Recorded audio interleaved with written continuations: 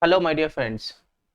As you are going to appear for the examination, I thought of giving this Super 60 for your examination purpose, where you can revise all 60 points, which is very important for examination in less than 1 hour. So, where it is colorfully highlighted.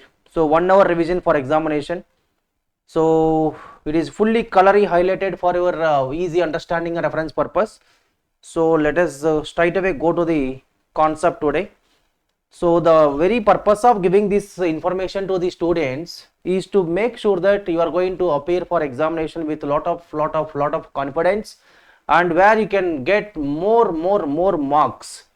Now let us, without wasting much time, let us straight away go to the Super 60. Now point number 1.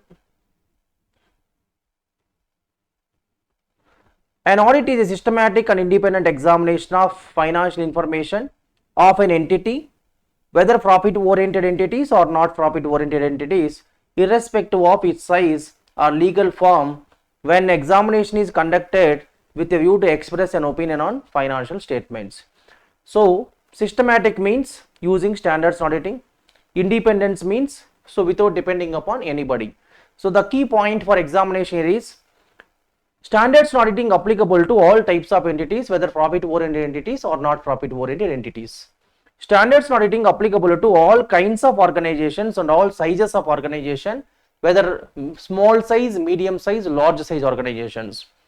Legal form. Standards not applicable to all kinds of organizations, whether it is a partnership firm or a proprietorship firm, or whenever you are doing tax audit, when you are going for the company audit, when you are going for LLP audits. So for every organization, systematicness is applicable. So examination question may be tested here.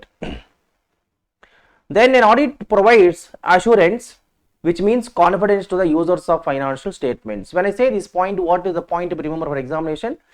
Audit will not provide any guarantee. Then comes to third point. The basic purpose of doing an audit is to express an opinion on financial statements, no other purpose. The independent audit of financial statement provides only reasonable assurance. So it is to be differentiated from the absolute assurance or complete assurance, which means 100% assurance. So examination question will be tested, and an audit will be provided only reasonable assurance but not absolute assurance. So reasonable assurance itself is the high level of assurance.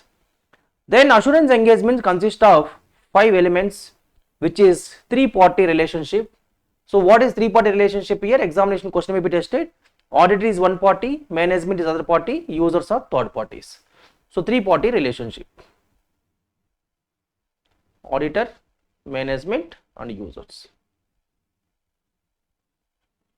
So management provide information to auditor, users will depend upon the auditor.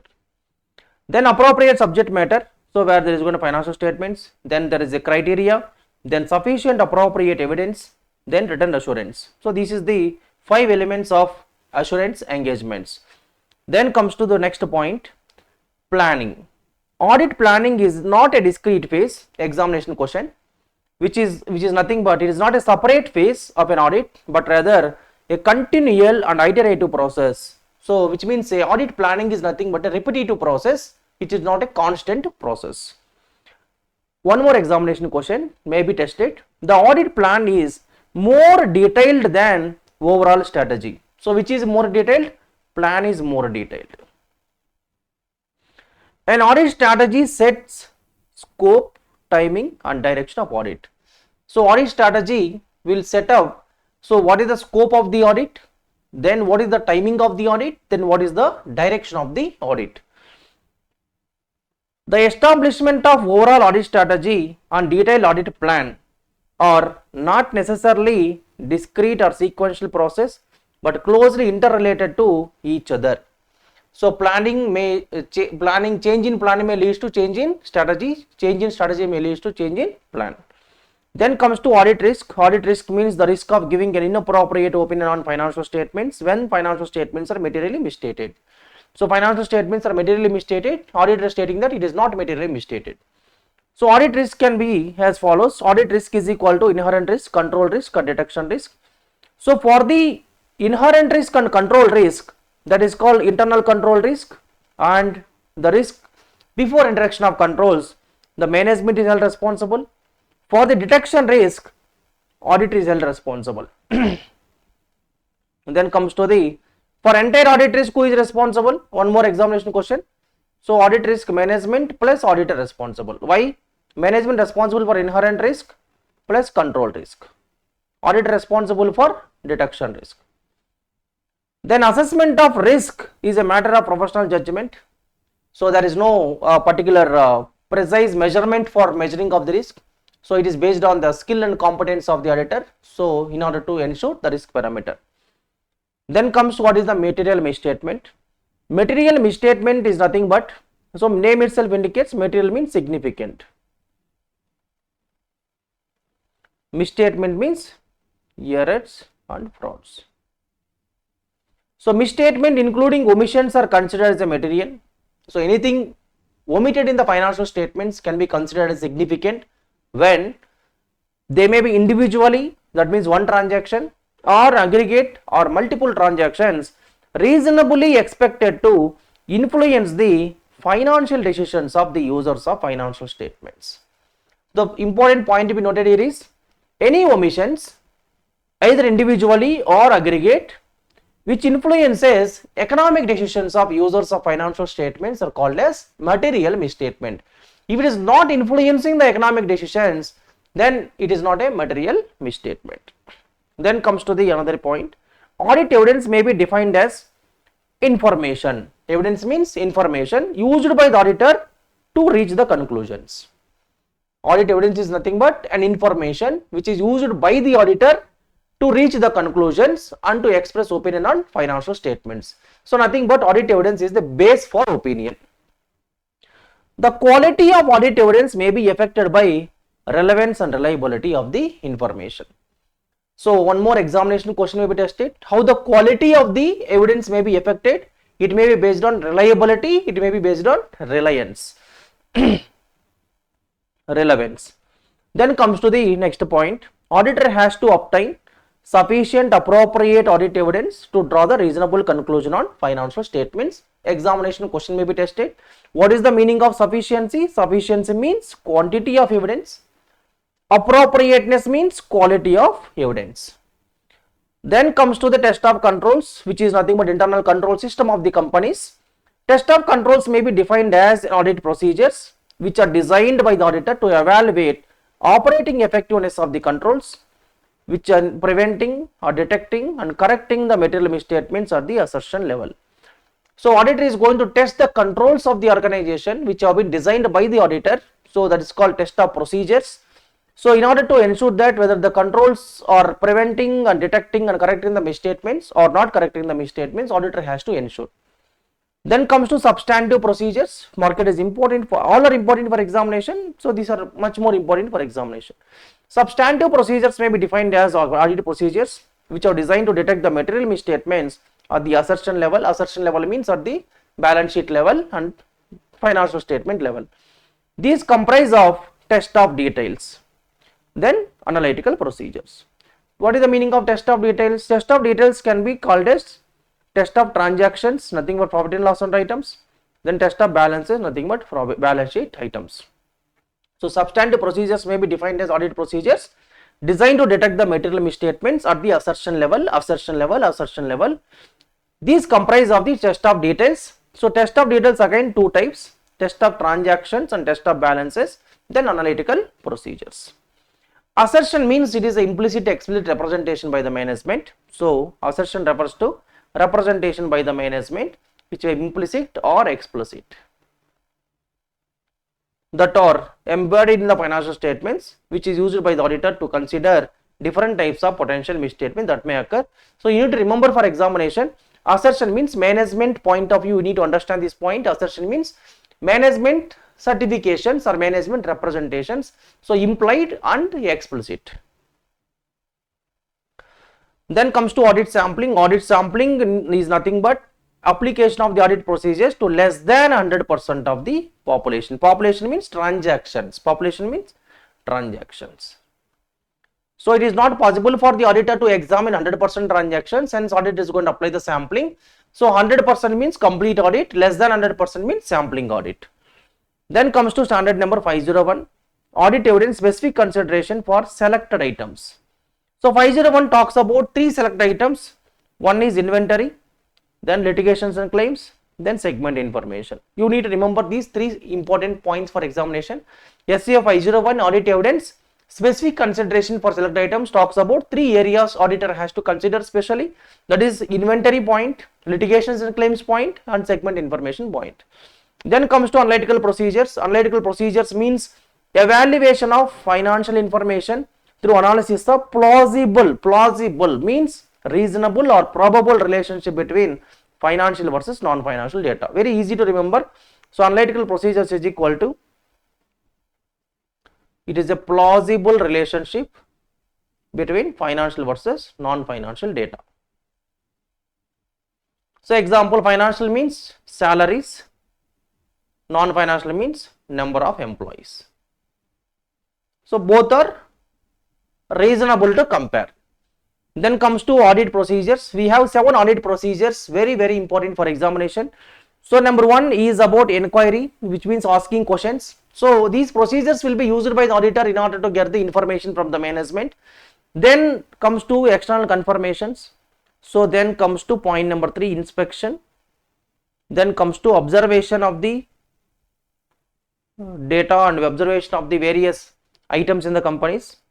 Then comes to point number 5, recalculation. Point number 6, reperformance. Point number 7, analytical procedures. So inspection repeated 2 times, hence I consider as a 1 point.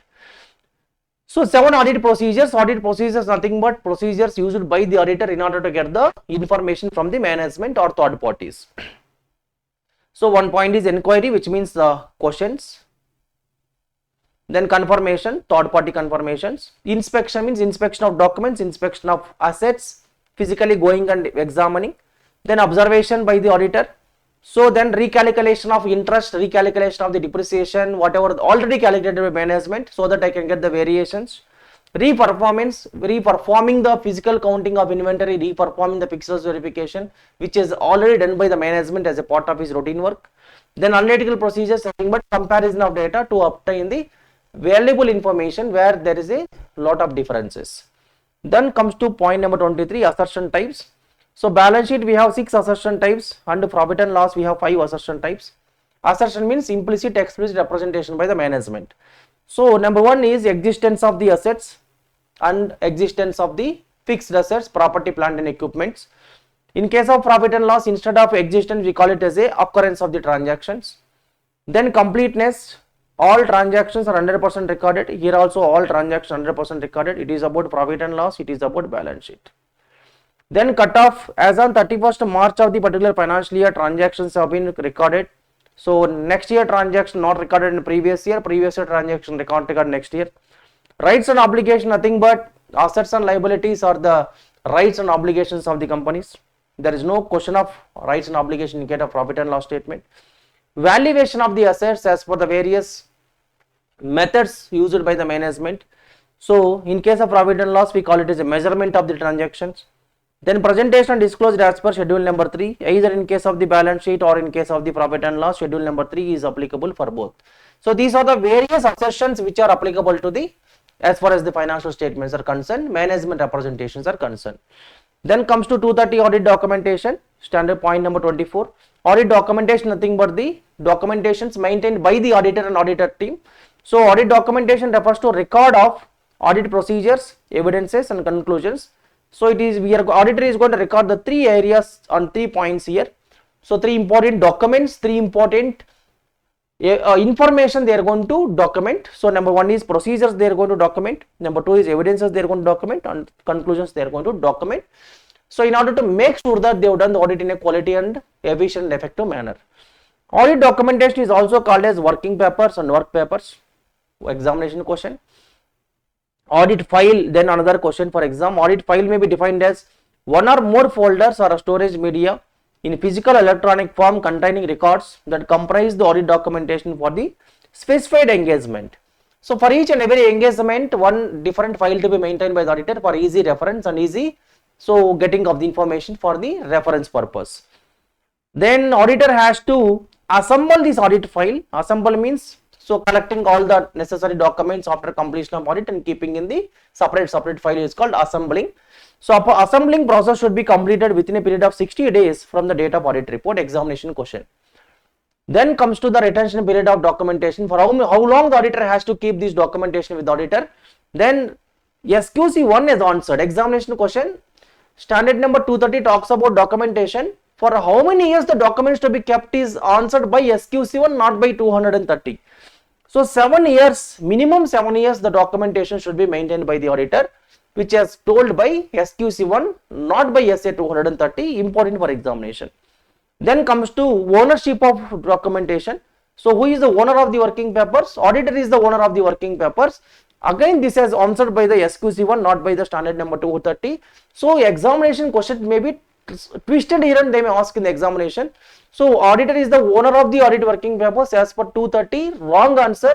Auditor is the owner of the working papers as per SQC1, because the clarification given in SQC1.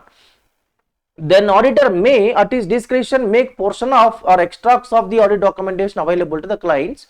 So if it is a property of the auditor, it is his will and wish to make it available to the client, provided the disclosure does not compromise in the validity of work, or in case of the independence, it should not damage. So because when I am sharing the information to another person, so it should not compromise in my independence, because independence is the base for my audit work.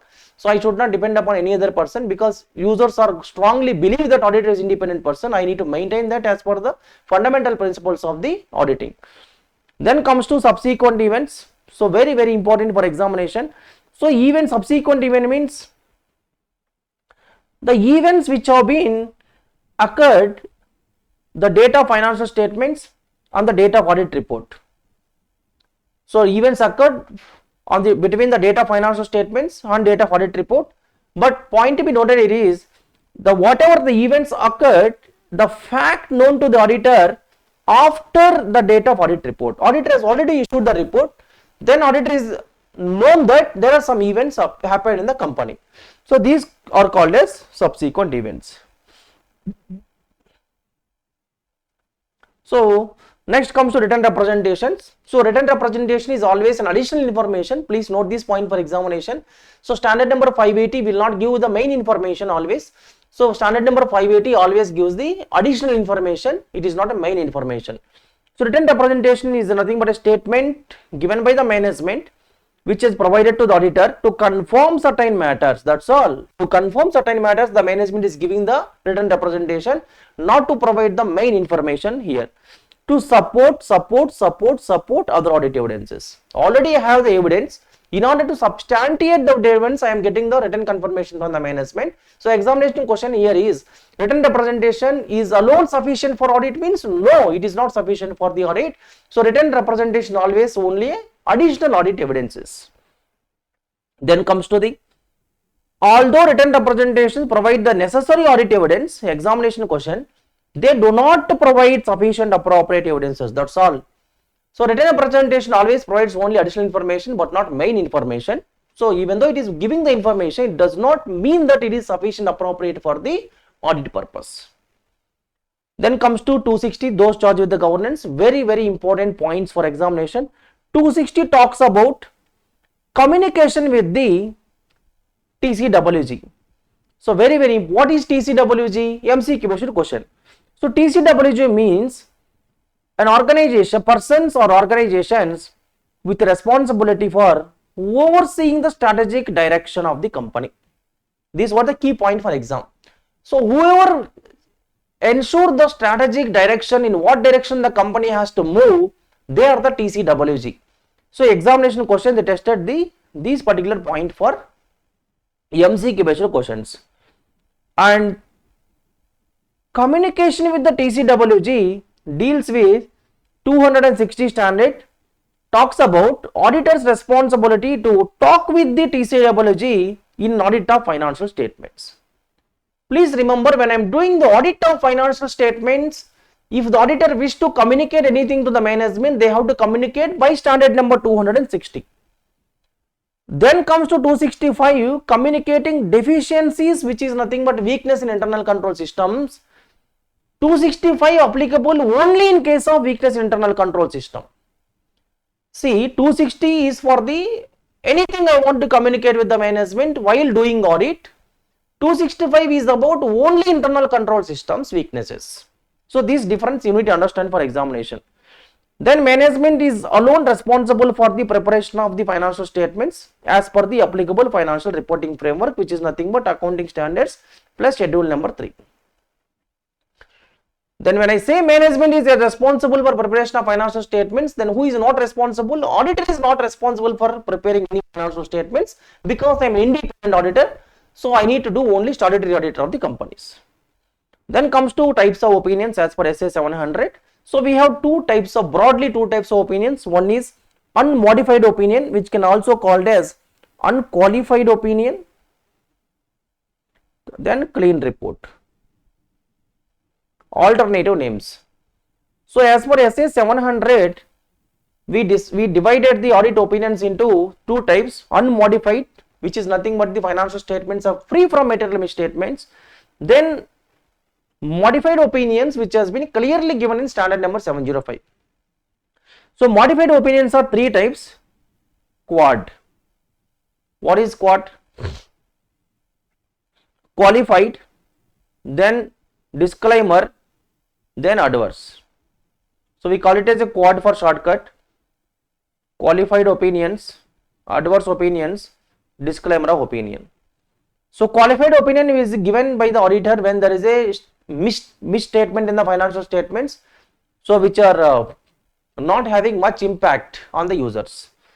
Come to disclaimer, very easy to remember for examination. Unable to get the evidences by the auditor, he will go for disclaimer.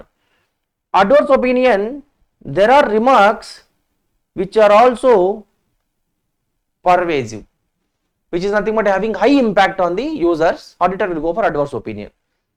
Then comes to standard number 706, emphasis of matter paragraphs.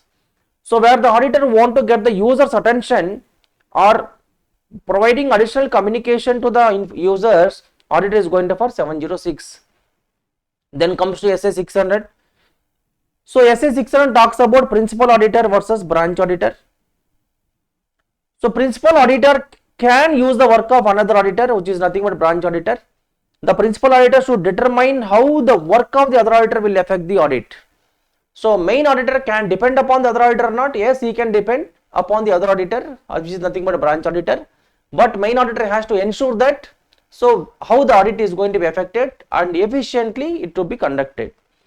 Then comes to CARO 2020. Every company, every report made by the auditor under section 143 of the Companies Act, of every company audited by him to which CARO applies for the financial year commencing on or after 1/4/2019 shall, in addition to contain the matter specified in paragraph 3 and 4, he as may be applicable, CARO report should be given. So one line summary of entire discussion.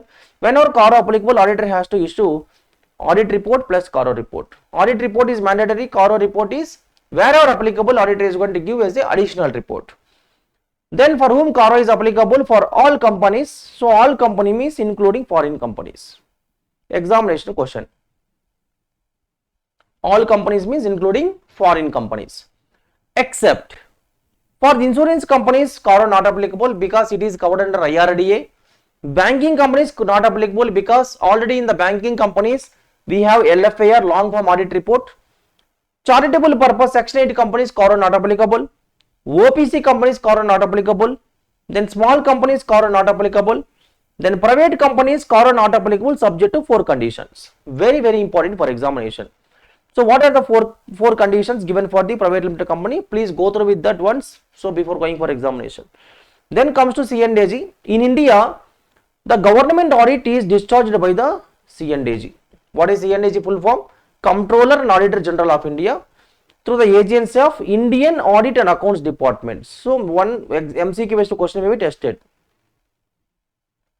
So C&AG will be operating, or C&AG is working through the agency of Indian Audit and Accounts Department. Now please make sure that point number 44 is very important for examination. The independence of the C&AG prescribing that he shall be appointed by the President of India. MCQ based question. Who shall appoint the C&AG auditor? President of India will appoint the C&AG auditor. And who can remove the C&H auditor? So C&H auditor can be removed by voting both in the parliament, Lok Sabha and Rajya Sabha. Both the houses has to pass the resolution, but C&H auditor can be removed only in the following grounds. Proven misbehavior. Not only because of misbehavior, it has to be proved in the court of law. Then incapacity of the C&H auditor. So when these 2 points are covered in examination question, whether the misbehavior is proven or not proven, you need to check very carefully while reading the question paper. So when it is not proven, C&H auditor cannot be removed. Then in case of incapacity, C&H auditor can be removed by the Lok Sabha and Rajya Sabha. Both houses of the members has to vote in the favor of the decision of the removal, but only in case when it is proved. Then C&H auditors also can conduct the supplementary audit. One more key point for examination. They have the power to conduct the supplementary audit of the government companies. Then local fund audit wing of state government is generally in charge of the audit of municipal accounts. So MCQ based question may be tested here. So who is the in charge of audit of municipal accounts? So local fund audit wing of the state government is in charge of the audit of municipal accounts. Then limited liability partnership firms. So the MCQ based question here is Limited Liability Partnership Act 2008 is applicable here. In case of the limited liability partnerships, there is got a minimum 2 members, maximum unlimited members. In this case, the auditor has to pay the attention to the compliances by LLP as per the LLP Act 2008. What is the solvency certificate auditor should verify? Then what is the designated partners? Then capital share, capital introduced by the organization, that means partners. Then profit sharing ratios, the name of the LLP, then objects of the LLP, then rights and obligations of the partners. Everything auditor has to examine. In case of charitable institutions, hospitals and clubs or hotels, any question given in the examination regarding charitable institution or hospital or a club or a hotel, you need to make sure that you are writing one point regarding constitution. That means auditor has to ensure that the constitution of the trust has been how it has been constituted, maybe by way of Trust Act or maybe by way of Society Act or maybe by way of Companies Act, like that. Then what are the activities of the respective organizations? Example, in case of hospital, so there may be a outpatient register, there may be operation theater, there may be a medical shop, then maybe a sale of medicines, then maybe restaurant inside the hospital, like that. You remember the activities. Then comes to Multi-State Cooperative Society Act 2002 applies to cooperative societies whose objects are not confined to one state. So multi-state means in different states they are going to have activities. So it is one more important question for examination. So it applies to the cooperative societies only, but the objects are not confined, not restricted to one state. The objects of the cooperative societies spread over different states, then they have to go for Multi-State Cooperative Act. Then comes to bank audit. An audit, the assets becomes non-performing assets. Non-performing asset means an asset which is ceases to generate the income. So non-performing asset means when it ceases to generate the income for the bank. That means it is a dormant account. It is not generating any income to the bank. Then RBI has stipulated the prudential norms. What norms? Prudential norms for income recognition, prudential norms for asset classification, prudential norms for provisioning purpose. 3 prudential norms RBI have been defined. Now, the prudential norms for the classification of advances, you need to remember for examination, there is a standard loan, then non-performing assets. Loan means an asset. Loan or asset both are same. Standard regular means it is generating income to the bank. So income is coming to the bank. Then comes to the special mention accounts. Special mention account means it is just stopped generating income. How many days? 0 days. How many days? 0 days. Just it is giving signal. So example, I need to pay EMI on 15th. So on up to 15th the EMI is not paid by the customer. Then it is giving stress signal. Then from 1 day to, that means up to 30 days, 0 to 30 days account will be here. So till 30 days, the banker is under stress. So whether the EMI will be paid by the customer or not paid, he is doing lot of follow up. Then immediately account will move to SMA 1, special mention account 1, that means overdue by 31 to 60 days. Then once 60 days is over, the account will go to SMA 2. So this is examination question. What is SMA 0, SMA 1, SMA 2? SMA 0 means the account is slipped just into the special mention accounts. From 0 days to 30 days, we call it as SMA 0. Then 31 to 60 days, we call it as SMA 1. Then 61 days to 90 days, we call it as SMA 2. Then comes to non-performing assets are classified into 3 categories of assets for provisioning purpose. One is substandard asset, then doubtful assets, then loss assets. So in case of NPA, we are going to provide the provision. So the classification of NPA should be based on record of recovery. So you should not consider the availability of security. So there may be a security given by the borrower or net worth given by the borrower. It is not to be taken into account in case of the NPA classification. Then asset classification should be borrower wise, not the facility wise. You might be covered for the examination. Once again we are repeating for the examination because very key point for exam. Example, one borrower taken 5 loans. So out of the 5 loans, 1 loan become NPA. Automatically all loans become NPA, even though these are the good loans. They are paying EMI in time. Then comes to very important for examination, my dear friends, 5 fundamental principles of professional ethics. How many fundamental principles?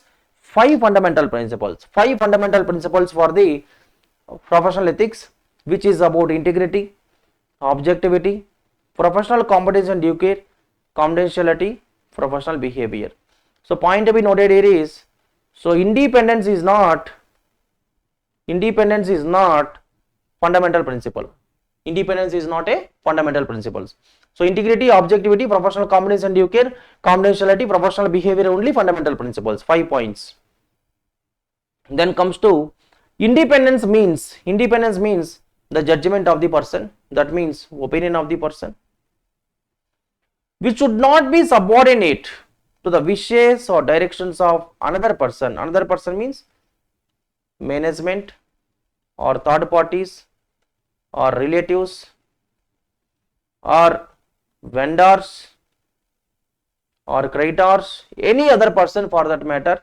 So whenever auditor is giving his opinion, auditor has to give his own opinion. He should not depend upon any other person for the giving of the opinion. So they may be appointing authorities, whoever appointed the auditor, he should not listen them. Now auditor has to give always opinion on his own interest. So there are 2 interlinked perspectives of independence, independence of mind and independence of appearance.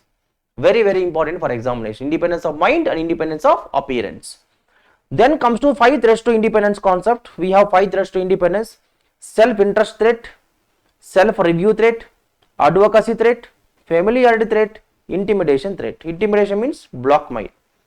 So management is blackmailing the auditor. If you don't give the report as for our requirement, you will be removed from the post of the auditor for next year. Like that, there may be blackmailing the auditor, that is called intimidation threat.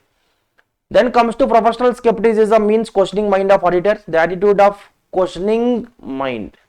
So examination question may be tested here. Professional skepticism means questioning mind of the auditor. What mind? Questioning mind of the auditor. Then come to the terms of agreements. The agreed terms of audit engagement are recorded in an audit engagement letter. We call it as a AEL, which is in the writing agreement, written agreement. So examination question here is, the audit engagement letter must be in writing, it should not be oral. So who has to write this letter now?